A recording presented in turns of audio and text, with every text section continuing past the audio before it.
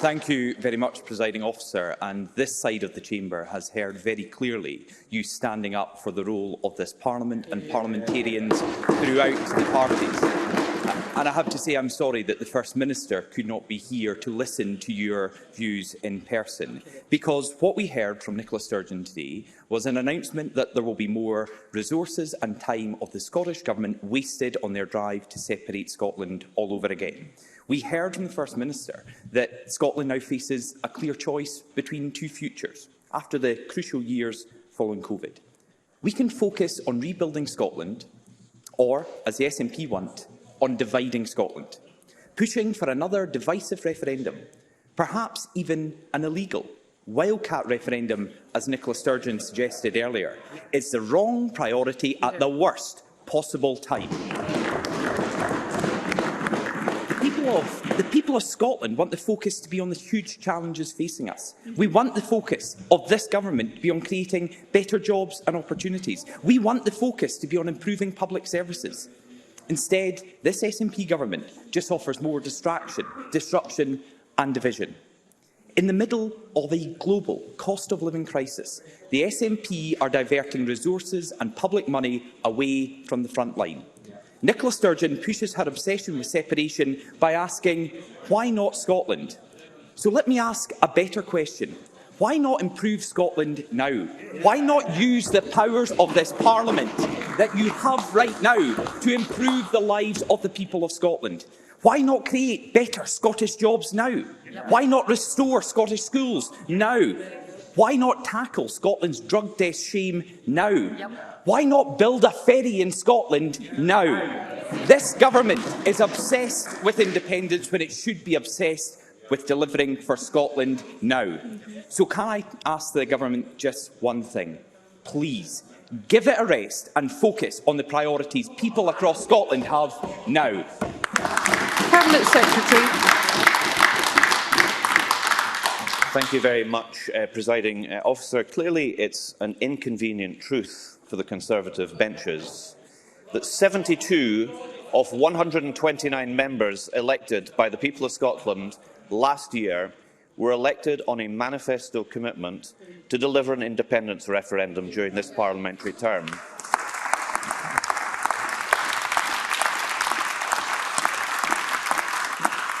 That independence-supporting majority is larger than at any previous Holyrood election. For anyone who believes in parliamentary democracy, which I assume is all 129 members of this place, that should not be shrugged off as an inconvenient fact to be ignored. It should instead be taken as a democratic instruction from the people of Scotland. Those on the opposition benches are there because they were rejected by the people of Scotland on their anti-independence ticket. This government was elected because we are committed to the people having their say.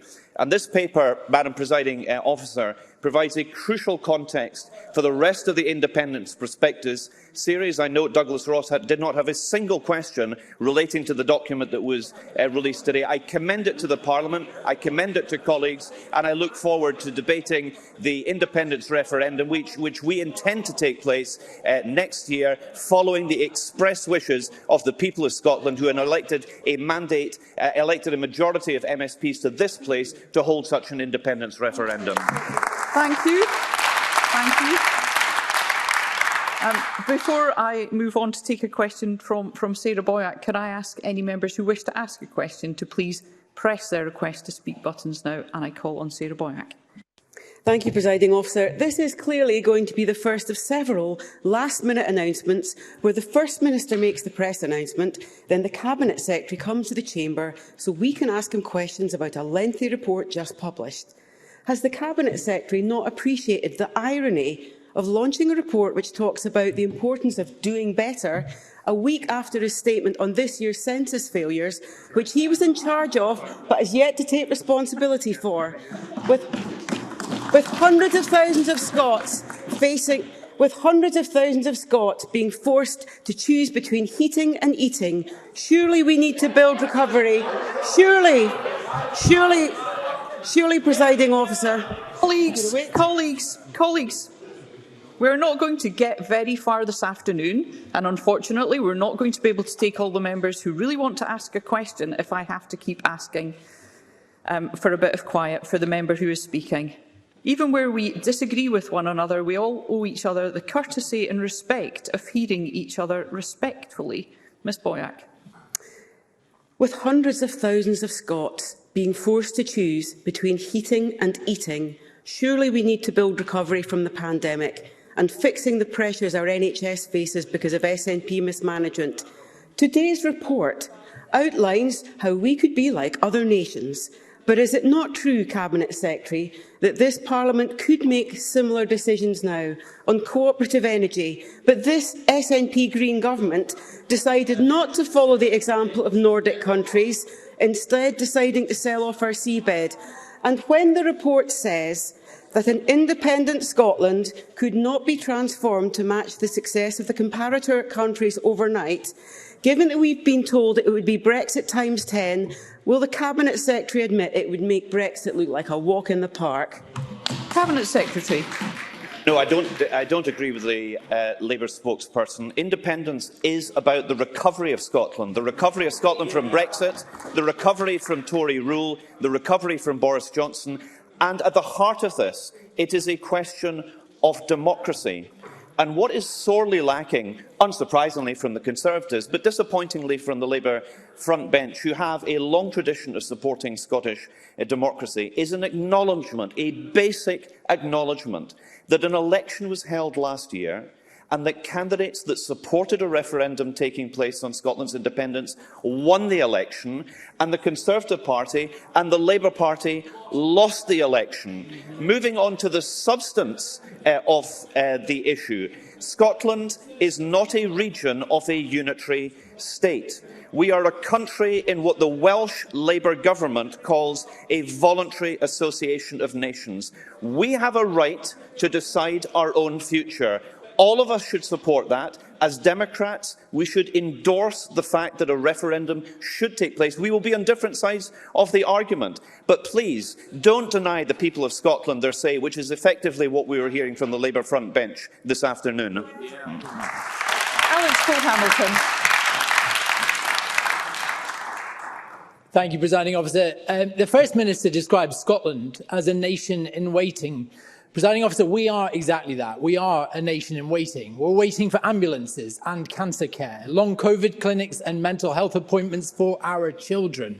We're waiting for overdue ferries and replacement bus services, for cancelled trains, for progress on pupil attainment and the climate emergency. We're waiting for help with the biggest hit to household incomes since the end of rationing. Presiding Officer, we are tired of waiting. So can I ask the Cabinet Secretary why every single one of these priorities has now fallen behind the breakup of the United Kingdom in the queue for this government's attention? Cabinet Secretary. Now we have all of the opposition parties lining up in their agreement of democracy denial. It is a sad day that illiberal, anti-democrats stand up and suggest that we should not go forward with a democratic vote about the future of the country. It's frankly shameful. We will be on different sides of the argument about Scotland's future, but please don't come here to the chamber and say the people of Scotland can't have their say when they voted in an election that they should be able to do just that. Michelle Thompson, to be followed by Murdo Fraser. Michelle Thompson. Presiding Officer, they say that change is made inevitable when parties fundamentally diverge based on their values. Does the Cabinet Secretary agree it's important to contrast our vision, based on democracy and ethical values, with that of a UK failing state? In particular, does the Cabinet Secretary agree that today's news regarding the willingness of the UK to break international treaty obligations and domestically to shield dramatic levels of financial corruption is merely a glimpse of the folly of dependence, whilst independence is a harbinger of a very different and better future? Cabinet Secretary. Well, I agree with Michelle Thompson that a better future is possible, and that is what we are steering towards. What has been published today is an analysis that compares the UK with all of our neighbouring states. Ireland, Iceland, Norway, Denmark, Sweden, Finland, Austria, Switzerland, Belgium and Netherlands. They are our neighbouring countries. What do they all have in common? They are all wealthier, some significantly than the UK. The wealth gap is lower. The income inequality in those countries is lower. Poverty rates are lower. There are fewer children living in poverty. The comparative countries have higher social mobility. Most have a smaller gender pay gap. The comparative countries have a higher productivity than the UK. Gross expenditure on research and development is higher in most of the comparative countries, and business investment is higher too. That is the difference between the United Kingdom in 2021 and all of our neighbouring countries. The time is coming for us to embrace a better future. We will do that through a democratic vote for independence. We have an option. It is the status quo of a Brexit Britain under Boris Johnson or an independent Scotland run by the people who are actually elected by the people who live in this country. Murdo Fraser to be followed by Christine Graham. Thank you, Presiding Officer. Have the Scottish Government law officers been asked to give an opinion on whether a referendum run without a Section 30 agreement be lawful? Cabinet Secretary. Presiding Officer, today's statement is about the opening publication in the series. Members, thank you. We will hear the Cabinet Secretary. Indeed, Presiding Officer. And as the First Minister said earlier, this is the first in a series of publications. Further publications will follow in the series, which will cover the full range of issues, including how a referendum will take place in Scotland. And Murdo Fraser will just have to calm his jets. Cabinet Secretary, I am fairly sure that all members a year on from the election are aware of the fact that if I have not called them to speak, they should not be speaking. Cabinet Secretary. I pretty much said everything that needs to be said to Murdo Fraser, but perhaps I can use the opportunity at the end of my answer to him to invite him, I hope as a fellow Democrat, to agree with me that given the people of Scotland have voted for a majority in this Parliament that there should be a referendum, that he agrees that that should take place too. Christine Graham to be followed by Paul O'Kane. Thank you, Presiding Officer. 8 years ago in 2014, pensioners were told to vote no or they would lose their state pension. Does the Cabinet Secretary agree with me, a pensioner, that Scotland's pensioners with one of the worst state pensions in Europe and now each losing £500 a year as the UK ditches the triple lock would indeed benefit from independence? Cabinet Secretary.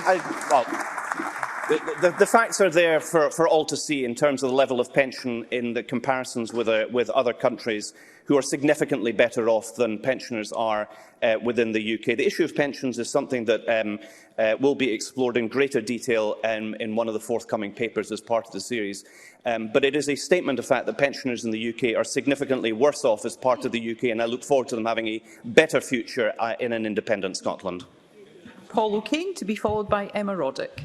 Thank you, Presiding Officer. Light on detail and heavy on cherry-picked examples, but the First Minister did confirm one thing today. She said, if we are in the single market and the rest of the UK is outside the single market, then yes, there are issues in terms of regulatory and customs requirements. The Government paints a rosy picture of trading bliss within the EU, but glosses over the barriers and challenges that lie in the way. The paper published today says next to nothing about the actual practicalities of independence. So will the Cabinet Secretary take the opportunity now to confirm to democratically elected members in this chamber, as the First Minister did in her answer to a journalist, that with independence there would be a hard border between Scotland and the rest of the UK? And what analysis has the Government done on the impact this would have on Scotland's businesses, economy and wider public services? Cabinet Secretary. Well, it's obviously news to the Labour Party that a border is already being built because of the UK decision to leave the European Union.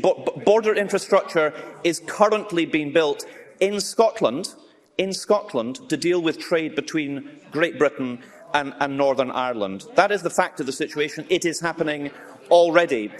Can I say to the member, this will be the subject, the issue of borders, which is a perfectly legitimate area of inquiry, is going to be in a future document, at which stage, no doubt, well, there's obviously great demand for these sessions, and I look forward tremendously, despite the full outrage on the Tory benches. I look forward to being able to discuss all of the areas as part of the prospectus and the run-up to the referendum. And in the same way, I'd like to extend my hand to colleagues on the Labour benches, as I have to colleagues on the Conservative benches, to find agreement on this one point if we're going to disagree on everything else. As Democrats, please, can we sign up to the fact that it's the people of Scotland who are sovereign? They've voted to have a say on the subject, and that's exactly what they should have. Emma Roddick, to be followed by Liz Smith. Thank you, Presiding Officer. It's an exciting moment in these challenging times that we're living through to be discussing the opportunities of Scottish independence. Does the Cabinet Secretary agree with me that the Scotland we see now offers hope for the positive, progressive vision of independence that we can pursue more fully with the full powers of independence, such as a social security system that treats people with dignity, fairness and respect, a sustainable and affordable housing system that is fit for the future, an entrepreneurial economy that promotes world-leading standards in fair work and well-being? Cabinet Secretary. Well, I totally agree with Emma Roddick, and to be able to deliver all of those things, we need to have the powers in this Parliament to be able to make the decisions about the ambitions which she has outlined, and that is exactly what this government is committed to do. I hope when we move past the faux outrage that we've heard from the opposition members whose parties lost the election on this issue, that we can actually move on to the substance of issues like pensions and others. I look forward to us being able to debate that in the months ahead, and look forward to moving on to the referendum campaign itself. And it would be welcome if colleagues from the opposition parties would be able to get up at any stage and be able to point a rosy or better picture of a Scotland as part of the United Kingdom, as part of Boris Johnson's Brexit Britain. Liz Smith, to be followed by Kenneth Gibson. Well, let me try something that was said by Professor John Kay, leading economist and former advisor to the Scottish Government, who warned that an independent Scotland would start off with £180 billion of debt and be forced to borrow £20 billion annually to plug the huge black hole in public finances. Does the Cabinet Secretary seriously believe that saddling Scotland with this level of debt is either fiscally prudent or what businesses in Scotland really want? Cabinet Secretary. What Elizabeth Smith failed to mention is the United Kingdom has had one of the biggest debts of any country in the European Union. So we'll take no lessons from the Conservative front bench. I think it is eminently better for us to be able to make decisions closer to home on all of the key issues. And I invite Liz Smith, please have a look at the document, which rests on reputable high standards of statistics from the OECD and others. And please ask yourself, why is it the case that all of our neighbouring countries are significantly better off than Scotland was in the United Kingdom? I know it must be a very difficult read to be confronted with the facts, but the facts are the facts, and they show that it is our neighbouring countries that are significantly better off, and I suggest that that is a much better future for Scotland rather than a United Kingdom and its mountain of debt. Kenneth Gibson, to be followed by Ross Greer. Thank you, Presiding Officer. It's always better to make your own decisions than leave them to your next-door neighbour, and for Unionists the time is never right. Does the Cabinet Secretary agree that from Australia to Canada to New Zealand to the United States, which had to fight for independence, not just vote for it, Scotland, like other independent nations, will flourish with the self-confidence, ideas and innovation independence inspires, able to harness our economy and natural resources, working globally as an equal partner in the family of nations to deliver prosperity for all who live and work here? Cabinet Secretary. I do agree with Kenneth Gibson. Not only will we be one of the wealthiest countries to have become independent, we will have more institutions in place in the run-up to the forthcoming referendum than we had in the run-up to the 2014 referendum. And I think that will give a great many people who are open-minded about the prospects of voting yes the assurance that they need to know that a Scotland in charge of its own destiny is significantly better than leaving it up to people that we haven't elected. Incidentally, a party that has not won a single election in Scotland since 1955 to make bad decisions on our behalf. I think there is a better future in prospect. There will be different views about the merits of the case. What we should all agree, though, on is we have elected a government to deliver on a referendum. That's exactly what should happen. Ross Greer, to be followed by Emma Harper. Thank you. Today's paper notes that inequality and poverty are lower across a number of countries comparable to Scotland. Given that organised workforces are the most powerful way to raise wages and thus lift families out of working poverty, and the UK has some of the worst anti-worker and anti-union laws in Europe, does the Cabinet Secretary agree that independence gives us the opportunity to instead make Scotland one of the best countries in the world in which to work and to organise within your workplace?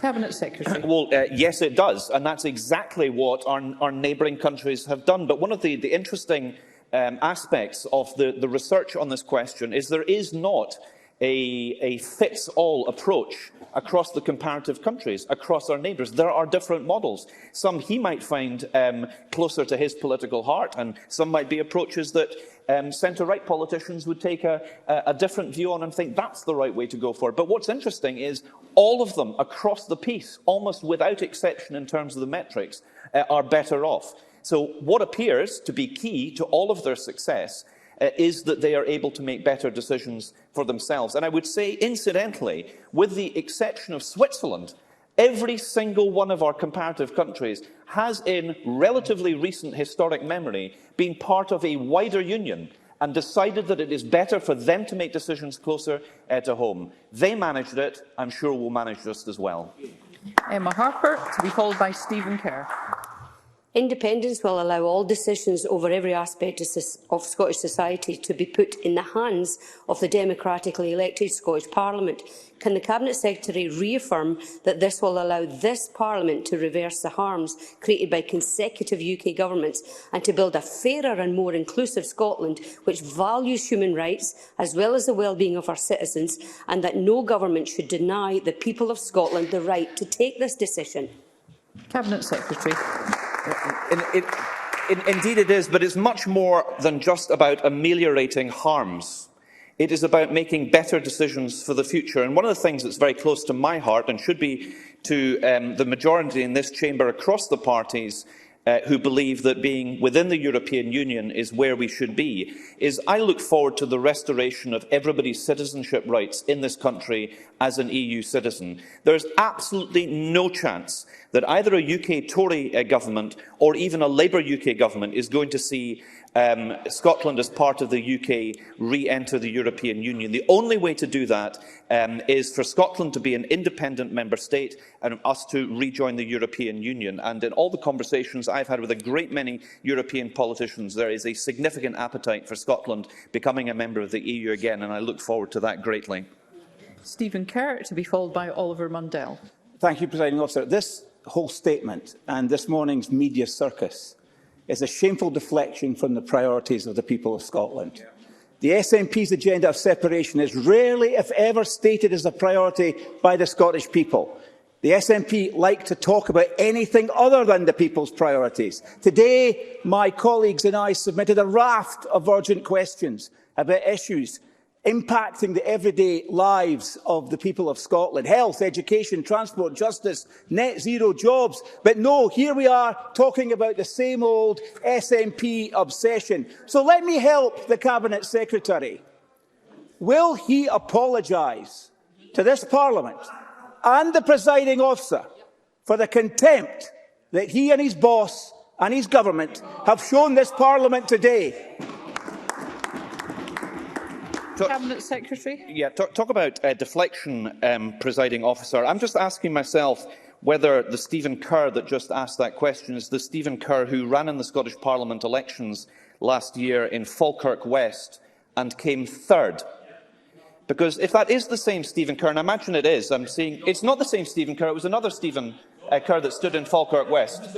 No, I do think it was. I do think it was Stephen Kerr who was defeated in Falkirk West. Why this is relevant? Why this is relevant is that in that election, Stephen Kerr stood in that constituency asking for the votes of electors there in opposition to a referendum, and he lost. And the candidate standing for the Scottish National Party in that constituency won. I know humility doesn't come easy to Stephen Kerr. It doesn't.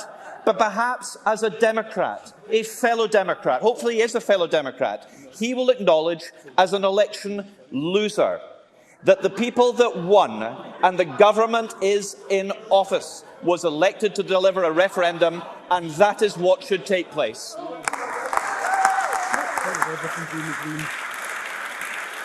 Point of order. Point of order, Jamie Green. Can I just confirm, Presiding Officer, can I hope that the Cabinet Secretary is not inferring in any way whatsoever that regionally elected members of this Parliament are in any way inferior to constituency members? Because if that is the case, he should apologise to each and every one of us. Thank you, Mr Green. As that is not a point of order or a matter for the Chair, I will move on to the next question, and I call Oliver Mundell to be followed by Jackie Dunbar. Thank you, Presiding Officer. Can I start by reminding members I didn't come third? And can I ask the Cabinet Secretary how this government can give us a date for a preferred referendum, but not a date for closing the education attainment gap? And what does he think that says about their priorities? Cabinet Secretary. I look forward to the proposed date for the independence referendum being confirmed in good time. It will be taking place in the autumn of next year, as was outlined by the government. That is what this government has been elected to do. That is what we are working towards. And I would hope that Conservative members will impress on their UK colleagues, given a great many quotes from many people, including I came across an interesting quote from Ruth Davidson on this very question, who said that if political parties get over the line and can make a coalition, make a majority, get the votes in Parliament, then they'll vote through a referendum. That's what democracy's all about. Hopefully the Conservative benches still agree with that. Jackie Dunbar to be followed by Gillian Martin. Thank you, Presiding Officer. Some of the rhetoric we've heard in this chamber would paint independence as a terrifying, unprecedented journey and a terrible risk for Scotland. But can the Cabinet Secretary point out, as this new paper so clearly lays out, the many examples we have here in Northern Europe and across the wider world, illustrating the simple fact that independence is normal for middle-sized, internationalist, progressive democracies such as our own? Cabinet Secretary. So I totally agree, and I would just observe, of the 10 comparative countries, so these are our neighbouring, comparatively sized countries in Northern Europe, 9 out of the 10 were previously in unions or governed neighbouring countries or governed by neighbouring countries. Not one single one of them has thought it a good idea to give up on their independence and return to being governed by a neighbouring country. It's good enough for them to govern themselves. It's more than that. It's much better than how we are governed as part of the UK. It's a great idea. The fact that they've all done it should give us inspiration. We should get on with it. And Gillian Martin. Thank you, Presiding Officer. Health inequalities and poor life expectancy are exacerbated by a welfare system that punishes and sanctions. That is the view of subsequent and successive panellists in the Health Committee last month. Is a Scottish social security and welfare system one seismic opportunity for the people of an independent Scotland who have suffered by being dependent on our broken institutions of the UK for decades? And don't these people deserve a chance to vote on their future? Cabinet Secretary. Yes, they do, and obviously there is now a developing Scottish social security system. However, the majority of powers in terms of social security still rest with the UK government. We've shown already that with limited powers we can do much. With independence we can do much more. An additional reason why we should have the referendum and why we should vote yes in that referendum. It will be transformational for people in this country.